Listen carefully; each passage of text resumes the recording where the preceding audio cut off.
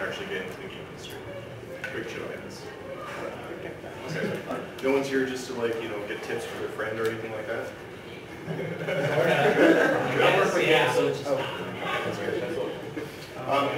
You guys who actually want to get in, how many of you have actually tried to apply already? Like, you've sent stuff in? Okay. So that's so about half. Okay. Well, hopefully today I'll help you guys out. So, I guess we should start with introductions. This works. Mind the slides, by the way. It's just a reference. So, my name is Mark Barrazzuol. Last name usually gives people trouble. Just remember that it comes with parasol or aerosol or whatever you want. I'm a designer, obviously, at Ware, and I've worked here for about 2 years or so now. I worked on a game called Dragon Age Origins. It's going to be out in about a month. And let's see, before that, I came from Vancouver Film School, where I was there for about a year and worked on a student project game called Filmzilla. And that game got nominated for some awards at GDC in 2008. Before that, I was student QA at Burnaby, Electronic Arts in Burnaby, during their sports game presentation in 2004. And before that, I did a massive multiplayer venture just quickly out of high school. So I've done all the rungs as far as getting into the game industry. I started out with a group of friends, didn't quite make it. I went to QA, didn't quite make it, and then I went to school and I did make it. So I definitely have the experience to tell you guys what you can do and what you can't do, and I've seen lots of other people succeed and fail trying to get into the industry. Actually, the massive multiplayer venture, that was probably the most heart-wrenching one of all, but it was probably the best experience I've ever had. Actually going through and developing the game, you start to learn what scope it is. From having this great idea to actually trying to make it work. So you also find out, I also found out that money, unfortunately, is a factor. You have to food on your own table, sadly. You have to pay the people who work with you or who help you out. And without any of the revenue coming up from the games, it doesn't much matter. So the financial factors, unfortunately, make a big difference. I was very sad to discover.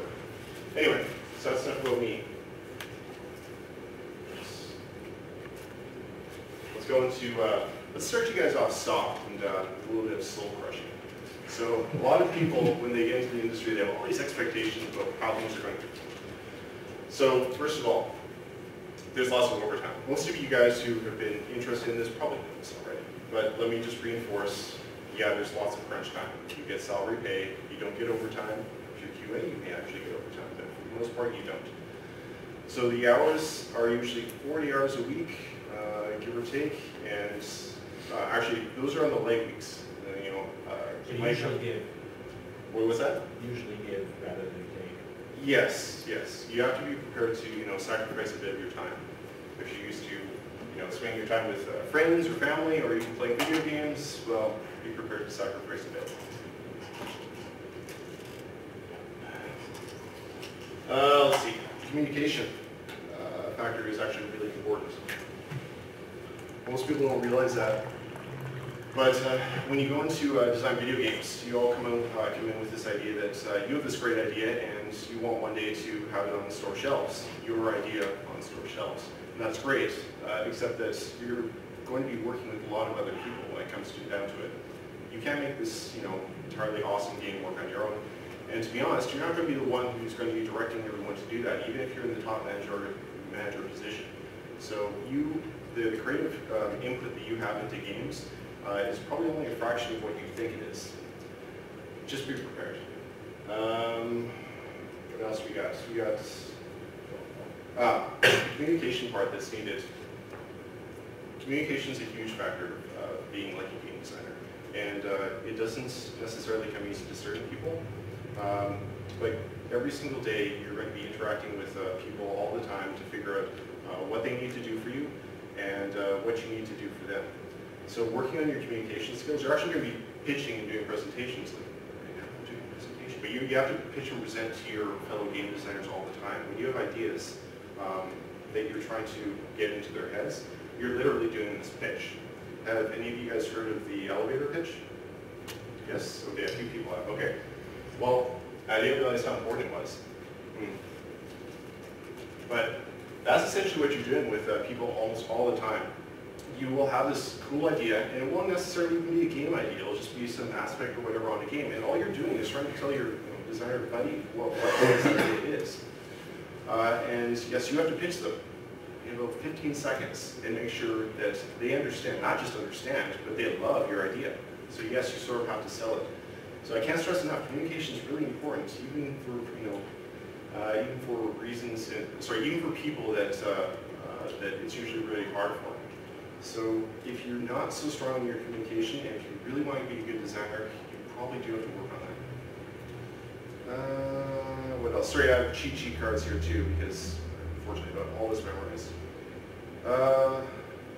The rest of you guys know what an elevator pitch is. Just quickly, like the idea is that you're on an elevator with an executive. You're on the first floor, and he gets off at the 30th floor. Give him about 30 seconds to give him this awesome idea, so he'll sell your game. That's what the pitch is, very simply. And yes, you have to do that all the time. Okay. Also, something to get used to. Most of the time when we're talking, game designers don't design as much as you might think. Most of the time we're talking about improvements. Most of the time we're talking about game changes and how to make what existing stuff is in there really good. The actual time of game design, I'd say is about 5% of the time. You'll have this cool idea and you'll put it together, but then you have to live with it for the next year or two or however long it takes for the project to finish. And you're always iterating and making sure this idea actually works out really well. So most of the time, you're doing your stuff isn't necessarily making the game. Be prepared to actually have games that look like crap to start with, because all of them do. They all start with like student projects, even the really big titles, like even the ones from Ware or EA, they all look really crappy to start. People, when they first come in, they're looking at this stuff and go, oh my god, how is this ever going to make a game? Or you'll have sort of the new recruits looking at things and going, wow, I don't think this is going to make it. They all do in the end. You have to have a little bit of faith, but they all turn from those student body projects into what you see on the store shelves. It just takes a long time. And finally, if the idea is that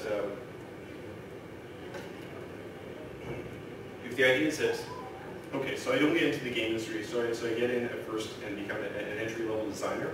Of course, I'm not going to have too much say or anything, but eventually I want to get that game, my game, on the store shelves. Well, maybe once I get to head designer, then I can make my game. That's not necessarily the case either. The higher up you get in design, the bigger the overall choices you get to make. However, the more management you do too. When you get really high up in design, you're not making as many of those design decisions that you probably like, and you're managing more people. In fact, you're managing resources and finances, and you're selling to publishing companies, and it's not the same. It's not what you're expecting. So please, be prepared for that as well. And finally, a good designer, you have to know is a jack of all trades. You do have to know a little bit of art. You have to know a little bit of programming, QA, even marketing. It sounds really crazy, but the reason for it is actually quite simple. You have to be able to talk to all these people that you're going to be dealing with. You have to know their expectations and what they can do for you. So if you have this cool idea for this scene, and there's going to be thousands of people waging war and stuff, you got to know the programs will come back to you and go, sorry, our AI can't encompass 1,000 people. How about 10? You have to know that when you go to art and stuff like that, you have this awesome idea for this cool, dragon fight and stuff like that. And it's going to be fully animated. It's going to have all these crazy attacks and stuff like that. That art may come back to you and go, well, that's going to take us months and months. How would you like 30 individual normal-sized characters instead of that one big boss? You have to be able to weigh that stuff. So knowing what they do and understanding their jobs is actually really important. So anyway, enough of that. Let's get into actually how you break in. First you're actually going to have to figure out